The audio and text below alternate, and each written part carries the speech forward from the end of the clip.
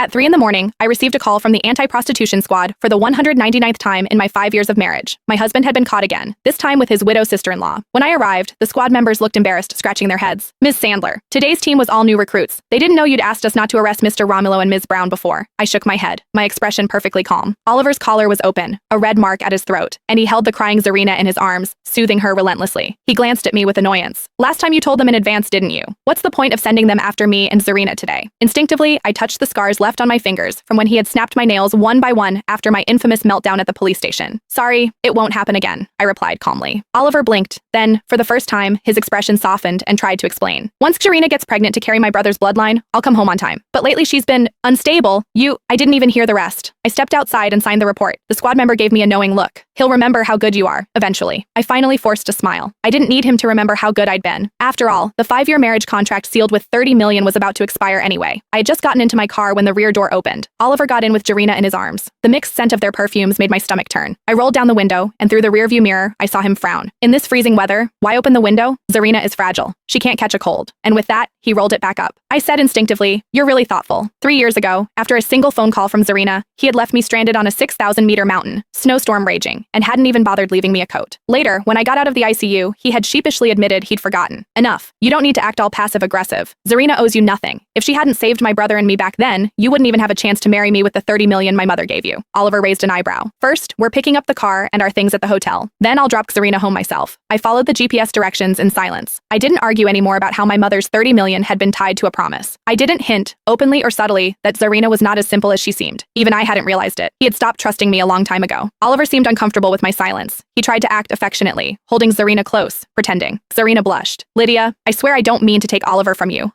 When my episodes hit, I forget everything. Seeing him reminds me of my late husband. When I have a child, I'll stay far away from you, so you'll have time to have one of your own." I slowly let go of the steering wheel, placing my hand on my flat belly. Here, I had already lost 3 children. Oliver looked displeased. "Why are you talking like this? Can someone as clumsy as you even take care of yourself?" I was about to respond when the car suddenly braked sharply. "We're here." I rubbed my hands, still cold despite the heater, and opened the door. Out of the corner of my eye, I saw him escort Zarina back to the hotel, carrying a bag full of adult toys. Zarina tossed her torn clothes aside, cheeks burning, casting subtle glances toward the direction my car had parked. When they got into his supercar, I turned the wheel and drove away. At the traffic light, Oliver unusually reached out to me. "Later, I'll go home to get some documents. Want an egg tart for breakfast?" So many times in the past, after leaving the police station, he would ask me if I wanted an egg tart. The first time, I cried through it, but today, I felt sick of it. I didn't reply. Instead, I used the last few seconds of the red light to answer my late mother-in-law's estate lawyer. "Attorney Palmer, thank you for the reminder. I haven't forgotten my agreement with Mom. I'll be there in 7 days to sign the papers on time." The wind hit me on the way home, and by the time I arrived, I felt lightheaded. Sitting half awake on the living room sofa, my fingers, still scarred